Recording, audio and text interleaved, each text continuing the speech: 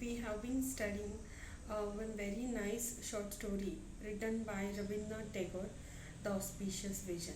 It is an custom in the marriage normally done in West Bengal as well as northern side of India.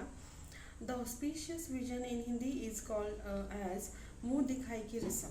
So, on the basis of that ceremony, humorously he talks about bridegrooms and how the journey runs from ignorance to discovery.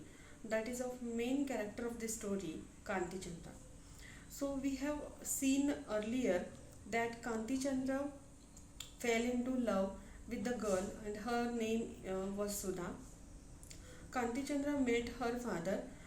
He followed her. He also came to know how she is so compassionate towards birds and animals. Um, Kanti Chandra fixed her marriage and also came to know about her that she is very beautiful one and very good by her nature. All these information he received from other people or his followers. Now the marriage has been fixed, and what happens at the marriage that will work as a climax in the story. The brick-built mansion of Majumdars had been borrowed for wedding ceremony, which was fixed for next month. As Kanti did not wish to delay, in due time, the bridegroom arrived on elephant with drums and music and with torchlight procession and ceremony began. So Kanti came on the day of marriage uh, with happy happiness, and in the month of Magh the marriage was fixed. The mansion of Majumdars was borrowed for this marriage ceremony, and when bridal couple were covered with the scarlet screen for the rite of auspicious vision, Kanti looked up at his bride, that bashful downcast faced, crowned with wedding coronet and bedecked with sandal paste. He could scarcely recognize the village maiden of his fancy, and fullness of his emotion mist seemed to becloud his eyes. So he couldn't recognize his wife as her face was covered, and he actually tried to see her, but he couldn't see her face properly. At the gathering of women in the bridal chamber, after the wedding ceremony was over, the old village dame insisted that Kanti himself should take off his wife's bridal veil. As he did so, he started back. It was not the same girl. So suddenly Kanti got shocked. The reason was he saw the girl first time near the bank of river Naidaki, and later he fell into love with the same girl who was very much compassionate towards birds and animals, and he also talked with her father that he wanted to marry his daughter. Everything was fixed, but he couldn't meet, or he didn't even try to meet that girl before marriage. So suddenly he was very much shocked that how different girl is there in front of him. Something rose from within his breast and pierced into his brain. The light of lamps seemed to grow dim and darkness to tarnish his face to the bride herself. Now his face was turned dark. He was in the fancy that of marriage, but the reality came outside. At the first, he felt angry with his father-in-law. The old scoundrel had shown him one and married to him to another. But calmer reflection, he remembered that the old man had not shown him any daughter at all, and that was all his own fault. He thought it best not to show his errant folly to the world and took his place again with apparent calmness. Now, Kanti was not at all happy. In the beginning of marriage, he was very happy, but when he saw the face of girl, he realized that this is not the girl whom he liked, and he felt really bad. He also felt that his father-in-law has cheated on him, but actually he also not done any kind of cheating. Kanti himself not allowed to see her face or to meet her. He could swallow the powder, he could not get rid of its taste. He could not bear the merrymakings of festive throng. He was in blaze of anger with himself as well as everybody else. So Kanti was very much angry with everything. He was angry with himself and everybody else in his marriage ceremony.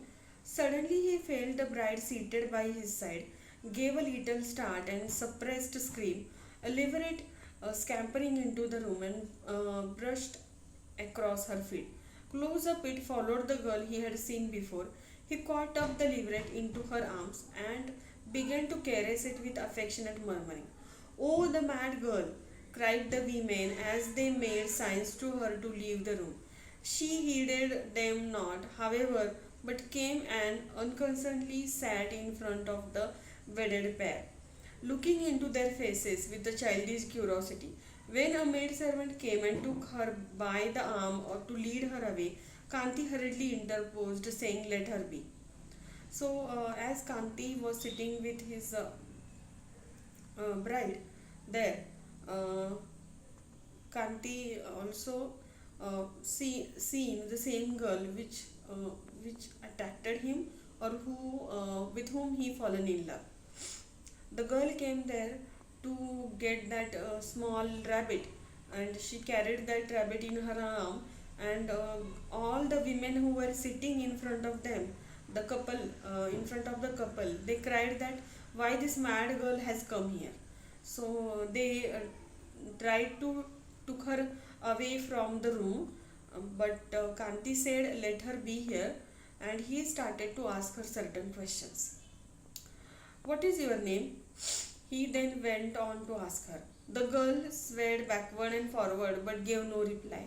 All the women in room began to titter. So Kanti there asked certain questions to the girl, and actually he wanted to know what really happened with him, why he couldn't marry that girl, and what was the reason. So he wanted to know everything, and that's why he started to talk with her. Kanti put another question: Have those ducklings of yours grown up? The girl stared at him and unconcernedly as before. So the girl stared at him unconcernedly in the same manner. He didn't answer. She didn't answer anything. All the women who were there started to laugh at Kanti. The bewildered Kanti screwed up courage for another effort and asked tenderly after the wounded dove, but with no avail. The increasing laughter in the room betokened an amusing joke. So everyone was laughing at him. The reason was he was talking with the girl who doesn't know to reply. At last, Kanti learned that the girl was deaf and dumb, the companion of all the animals and birds of locality. It was by the chance that she rose the other day when name of Sudha was called. Means it was completely and coincident when the name of Sudha was called in the house, and he considered this girl who is deaf and dumb as Sudha, and he came to the man who was old, and he also considered him as the father of this girl.